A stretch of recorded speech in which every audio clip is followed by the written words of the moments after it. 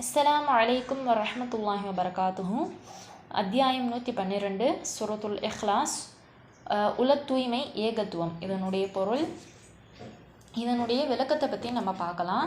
நபி ஸல்லல்லாஹு அலைஹி வஸல்லம் அவங்களுக்கு முந்தி இருந்த காலகட்டத்தை நம்ம சிந்திச்சு பார்க்கணும். அல்லாஹ் அப்படிங்கிறது முஸ்லீம்களுடைய இறைவன். நபி ஸல்லல்லாஹு அலைஹி வஸல்லம் அவங்க தான் இதை கொண்டு வந்தாங்க அப்படிங்கிறது நிறைய பேர் அப்படி சிந்திக்கிறாங்க. நபி ஸல்லல்லாஹு அலைஹி வஸல்லம் அவங்க வர்றதுக்கு முன்பாகவே அல்லாஹ் தான் ஒரே இறைவன் அப்படிங்கிறத அரபு மக்கள் உணர்ந்தே இருந்தாங்க. அல்லாஹ் அப்படிங்கிற வார்த்தை முஸ்லீம்களுக்கு மட்டும் சொந்தம் கிடையாது. ஒரே இறைவனை குறிப்பதற்காக அரபு மக்கள் பயன்படுத்திய ஒரு வார்த்தை தான் இந்த அல்லாஹ். எத்தனையோ சிலைகள் இருந்தாலும் அல்லாஹ் இருக்கான் அப்படிங்கிற நம்பிக்கை இருக்குது. அரபு மக்களுடைய காலகட்டத்தில் நிறைய சிலைகள் வணங்கக்கூடியவங்களாகவும் விக்கிரகங்கள் அதுகளை செஞ்சு அவங்க வணங்கக்கூடியவங்களாக அந்த அரபு மக்கள் இருந்திருக்காங்க. அப்படியே அவங்க அந்த சிலைகளை வணங்கிக்கிட்டு இருந்தாலும் அல்லாஹ் தான் ஒரே இறைவன் அப்படிங்கிறத அவங்க உணர்ந்து இருந்தாங்க. இதுக்கு ஒரு சம்பவம் எடுத்துக்காட்டாக சொல்லப்படுது. நபி ஸல்லல்லாஹு அலைஹி வஸல்லம் அவங்களுடைய காலகட்டத்துக்கு முன்னாடியே அப்ரஹா அப்படிங்கிற மன்னன் இந்த காபத்துல்லாஹ்வை இடிக்க வர்றான். அப்போது அப்துல் முத்தலிஃப் அவங்ககிட்ட கேட்குறான், அப்ரஹா, நான் இந்த காபத்துல்லாஹ்வை இடிக்க வந்திருக்கேன், அப்போ இதை பற்றி நான் பயமே உங்களுக்கு இல்லையா அப்படின்னு சொல்லிட்டு அந்த அப்ரஹா அப்படிங்கிற மன்னன் கேட்குறான். அப்போ அப்துல் முத்தலிஃப் அவங்க சொல்கிறாங்க, காபத்துல்லாஹுடைய இறைவன் அல்லாஹுவாக இருக்கிறான். நான் இந்த ஒட்டகங்களுக்கு தான் நான் முதலாளியாக இருக்கிறேன். நான் இந்த ஒட்டகங்களை தான் நான் பாதுகாப்பாக பார்த்துக்கிறணும் அப்படின்னு சொல்லிட்டு நான் நினைப்பேன். ஆனால் காபத்துல்லாஹுடைய ரட்சகன் ரப் அல்லாஹுவாக இருக்கிறான். அல்லாஹ் தான் இதை பாதுகாக்கக்கூடியவனாக இருக்கிறான். அதனால் அதை பற்றின கவலை எனக்கு கிடையாது அப்படின்னு சொல்லிடுறாங்க. அப்போ இதிலிருந்தே நமக்கு தெரியுது, அந்த அரபு மக்களுக்கு இந்த அல்லாஹ் அப்படிங்கிற இந்த பெயர் நல்ல ஒரு பரிச்சயப்பட்டதாக பழக்கப்பட்டதாக இருந்திருக்குது. அவங்க இந்த அல்லாஹ் அப்படிங்கிற இந்த பெயரை சொல்லிக்கிட்டு தான் இருக்காங்க. அப்போ இந்த சிலைகளையும் விக்கிரகங்களையும் வணங்கக்கூடிய இந்த மக்களுக்கு அல்லாஹ்னா யார், அல்லாஹுடைய தன்மைகள் என்ன, இவங்க வணங்கிக்கிட்டு இருந்த தெய்வங்களை விட்டு அல்லாஹு தஆலா எப்படி வேறுபட்டு இருக்கிறான் அப்படிங்கிற அந்த விஷயத்தை விளக்க வேண்டிய கட்டாயம் நபி ஸல்லல்லாஹு அலைஹி வஸல்லம் அவங்களுக்கு ஏற்பட்டுச்சு. அல்லாஹுடைய தன்மைனா என்ன, அதை அவங்க எப்படி உணரணும், இது மாதிரி விபரங்களை எல்லாம் அவங்களுக்கு எப்படி சொல்லி கொடுக்கணும் அப்படிங்கிறப்ப தான் இந்த 4 ஆயத்துக்கள் கொண்ட இந்த சூரா இறங்குது. இதில் ஏவல் கிடையாது, விலக்கல் கிடையாது, இதை செய்யுங்க இதை செய்யாதீங்க அப்படிங்கிற அந்த சட்ட திட்டங்கள் இந்த சூறாக்குள்ளே இருக்காது. இதில் முழுக்க முழுக்க அல்லாஹ்னா என்ன, அல்லாஹ்னா யார், அல்லாஹுடைய வர்ணனை தான் இந்த சூறாக்குள்ளே முழுக்க முழுக்க இருக்குது. ஓகேங்கம்மா, இப்போ நம்ம முதல் வசனம் பார்க்கலாம். குல் ஹுவல்லாஹு அஹத். குல் நபியே நீர் கூறுவீராக, ஹுவல்லாஹு அல்லாஹ் அவன், அஹத் ஒருவனே, நபியே நீர் கூறுவீராக அல்லாஹ் அவன் ஒருவனே. இங்கே குல் அப்படிங்கிற வார்த்தை இங்கே பயன்படுத்தப்பட்டிருக்குது. நபியே நீர் கூறுவீராக, இங்கே அல்லாஹு தஆலா குல் குல் அப்படிங்கிற இந்த வார்த்தையை எதுக்காக பயன்படுத்தணும்? ஹுவல்லாஹு அஹத், அல்லாஹ் அவன் ஒருவனே அப்படின்னு மட்டும் சொல்லிட்டு போயிருக்கலாம். ஆனால் இந்த குல் அப்படிங்கிற இந்த வார்த்தைக்குள்ளே ஒரு பெரிய விஷயம் அடங்கி இருக்குது. இந்த குர்ஆனுடைய எந்த ஒரு எழுத்தும் நபி ஸல்லல்லாஹு அலைஹி வஸல்லம் அவங்க தன்னிச்சையாக சொல்லிக்கிட்டது கிடையாது. முழுக்க முழுக்க அத்தனையும் அல்லாஹ்வின் புறத்திலிருந்து வந்துச்சு. குல் அப்படிங்கிற வார்த்தையிலிருந்து ஒரு விளக்கம் நமக்கு கிடைக்குதுமா. இதில் நபி ஸல்லல்லாஹு அலைஹி வஸல்லம் அவங்களுடைய வார்த்தை, இந்த குல் அப்படிங்கிற வார்த்தை நபி ஸல்லல்லாஹு அலைஹி வஸல்லம் அவங்களுடைய வார்த்தை கிடையாது. இது முழுக்க முழுக்க ஏக இறைவனுடைய வார்த்தையாக இருக்குது. இதில் குர்ஆன் அப்படிங்கிறது முழுக்க முழுக்க அல்லாஹுடைய வார்த்தையாக இருக்குது. நபி ஸல்லல்லாஹு அலைஹி வஸல்லம் அவங்க இதில் தன்னிச்சையாக எதையும் சொல்லி கொண்டது கிடையாது. ஆய்வாளர்கள் குர்ஆனையும் ஹதீஸ்களையும் ஆய்வு பண்ணுறாங்க, நல்ல தெளிவாக ஆய்வு பண்ணுறாங்க. அதில் ஹதீஸில் வரக்கூடிய வசன நட அது வேறு மாதிரி இருக்குது, குர்ஆனில் வரக்கூடிய வசன நட வேறு மாதிரி இருக்குது. இது ரெண்டும் கண்டிப்பாக ஒரு மனிதருடைய பேச்சாக இருக்க முடியாது அப்படின்னு சொல்லிட்டு ஒரு முடிவுக்கு வர்றாங்க. ஹதீஸ் நபி ஸல்லல்லாஹு அலைஹி வஸல்லம் அவங்களுடைய பேச்சாக இருக்குது, குர்ஆன் முழுக்க முழுக்க அல்லாஹுடைய பேச்சாக இருக்குது. குல் அப்படிங்கிற அந்த வார்த்தைக்குள்ளே இவ்வளவு விஷயங்கள் நமக்கு இருக்குது. குர்ஆன் அப்படிங்கிறது நபிக்கு வஹியாக தான் இருக்குது. நபி ஸல்லல்லாஹு அலைஹி வஸல்லம் அவங்க அந்த குர்ஆனை நமக்கு கற்றுத்தர்றாங்க. அவங்களா இதை வந்து சொல்லிக்கிறல. நபி ஸல்லல்லாஹு அலைஹி வஸல்லம் அவங்க எதையும் அவங்களா இட்டுக்கட்டி சொல்லிக்கிறல அப்படிங்கிறத இந்த குல் அப்படிங்கிற இந்த வார்த்தை விளக்குது, நமக்கு சொல்லுது.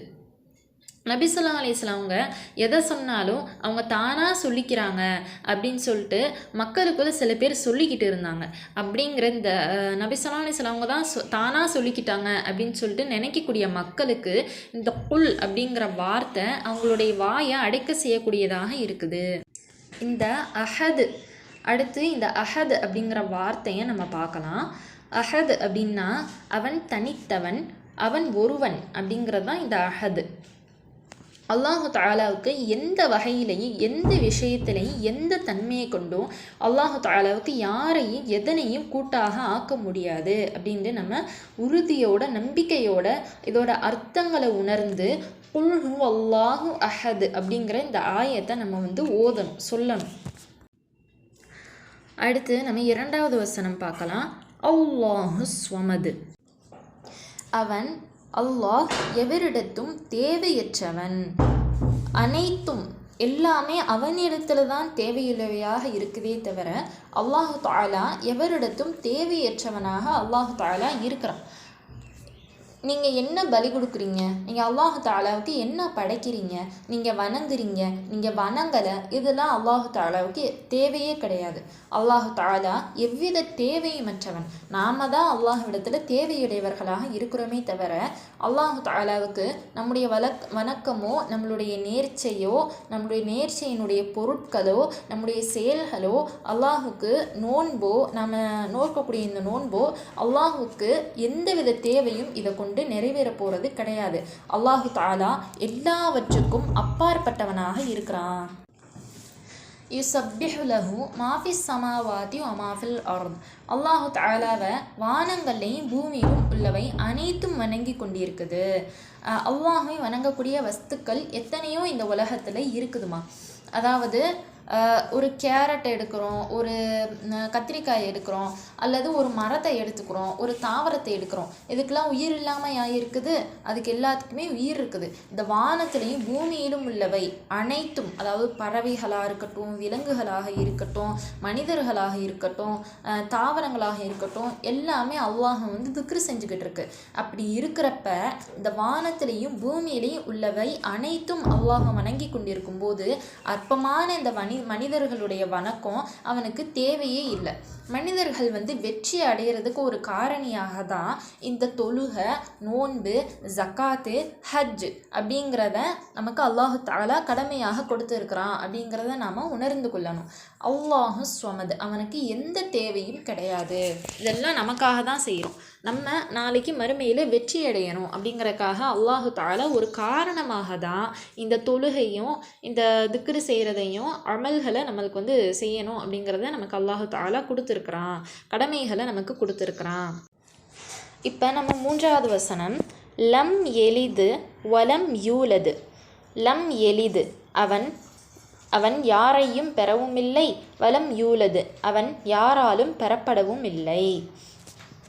இப்போ இந்த கிறிஸ்டியானிட்டிஸ்லாம் என்ன நினைக்கிறாங்க, ஈசா அலைஹிஸ்ஸலாம் அவங்க வந்து அல்லாஹ்வினுடைய மகன் அப்படின்னு சொல்லிட்டு நினைக்கிறாங்க. அல்லாஹு தஆலா இப்படி தான் உண்டானா அப்படிங்கிறதுக்கு நம்ம அவனை டிஃபைன் பண்ண முடியாது, அவனை வந்து விளக்க முடியாது. லம் எலிது வலம் யூலது, அவன் யாராலும் பெறப்படவும் இல்லை அப்படின்னு சொன்னால் அவனுக்கு முந்தியவங்களும் கிடையாது, அல்லாஹுக்கு பெற்றோர்களும் கிடையாது. அவன் யாரையும் பெறவும் இல்லை அப்படின்னு சொன்னால் அவனுக்கு பிந்தியவர்களும் கிடையாது, அவனுக்கு அடுத்த சந்ததிகளும் கிடையாது. அவன் யாரையும் பெற்றெடுக்கவில்லை அப்படின்னு சொன்னால் அவனுக்கு சந்ததிகள் அப்படிங்கிறதெல்லாம் இல்லை, பிள்ளைகள் அப்படிங்கிறதெல்லாம் இல்லை. அவனை யாரும் பெற்றெடுக்கவும் இல்லை, அவனுக்கு யாரும் சந்ததியாக, அவன் யாருக்கும் சந்ததியாக இல்லை அப்படிங்கிறத நம்ம வந்து புரிஞ்சுக்கிறணும். இந்த ஆயத்தில் நம்ம இந்த விஷயங்களெல்லாம் நம்ம புரிஞ்சுக்கிறோம். அடுத்ததாக 4வது ஆயத், வலம் யகுல்லஹு குஃபுவன் அஹது. மேலும் அவனுக்கு நிகராக யாரும் இல்லை. சரி, அல்லாஹு தஆலாவுக்கு முந்தியவங்களும் இல்லை பிந்தியவங்களும் இல்லை அப்படிங்கிறத நம்ம பார்த்தோம். சரி, அவனுக்கு ஈக்குவலாவது யாராவது சமமாவது இருக்கிறாங்களா அப்படின்னு சொல்லி பார்த்தா அப்படின்னு சொல்லி யாருக்காவது சந்தேகம் எழுந்தால் அதையும் இந்த ஆயத்து வந்து இல்லை அப்படிங்கிறத, அதுவும் கிடையாது அப்படிங்கிறத இந்த ஆயத்து வந்து உடைக்குது. அவனுக்கு இணையாக எந்த ஒரு விஷயமும் கிடையாது, இஸ்லாத்தை தவிர உள்ள எல்லா மத கொள்கைகளும் தவறானவை அப்படிங்கிறத இந்த ஆயத்து மூலமாக நம்ம வந்து புரிஞ்சுக்கிற முடியும். தௌஹீதைத்தான் இந்த வார்த்தைகள் நமக்கு அழகான முறையில் விளக்கி சொல்கிறது. இந்த ஆயத் வந்து அவனுக்கு நிகராக யாருமே இல்லை அப்படின்னு சொல்லும் போதேவும் நம்ம வந்து இந்த மாற்று மத சமூகத்தார்கள் வணங்கக்கூடிய இந்த சிலைகள் அதெல்லாம் நம்மளுக்கு வந்து தவறானவை, அவங்களுடைய கொள்கைகள் எல்லாம் தவறாக இருக்குது அப்படிங்கிறத நம்ம நல்ல முறையில் புரிஞ்சுக்கிற முடியும். அல்ஹம்துலில்லாஹ். இந்த சூராவுடைய வார்த்தைக்கு வார்த்தை அர்த்தம் பார்க்கலாம். அஊது பில்லாஹி மினஷ் ஷைத்தானிர் ரஜீம். பிஸ்மில்லாஹிர் ரஹ்மானிர் ரஹீம். குல் ஹுவல்லாஹு அஹத். குல் நபியே நீர் கூறுவீராக, ஹுவல்லாஹு அல்லாஹ் அவன் ஒருவனே, ஹுவல்லாஹு அஹத் அல்லாஹ் அவன் ஒருவனே. நபியே நீர் கூறுவீராக, அல்லாஹ் அவன் ஒருவனே. அல்லாஹு ஸ்வமது அல்லாஹ் அப்படின்னா அல்லாஹ் அஸ்வமது தேவையற்றவன். அல்லாஹ் எவ்வித தேவையற்றவனாக இருக்கிறான். லம் எலிது லம் எலிது வலம் யூலது. லம் அப்படின்னா இல்லை, எலிது அப்படின்னா யாரையும் பெற்றெடுக்கவில்லை.